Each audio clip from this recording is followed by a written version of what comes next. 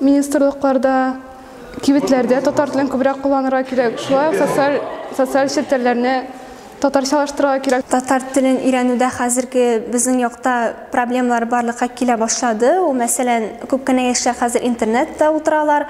Анда һәрберсендә ниндидер башка телләрдә сөйләшүне хуплыйлар. Күбесе мода дип башка телләрдә сөйләшәләр, саф татар телен бозып, башка телләрдәге сүзләрне кертәләр.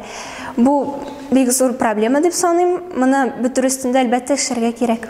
Кичкенә вакыттан бирле татар халкы турында, татар мәдәнияте турында сөйләргә кирәк балаларга. Мин күбрәк татар мәктәпләрен ачар идем.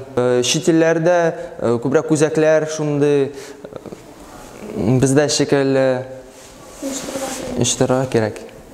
Хәзерге вакытта әти-әниләр татар телен балаларына өйрәтүгә бик әһәмият бирмиләр. Шулай ук мәктәпләрдә дә татар телен ныклабрак укыту кирәк.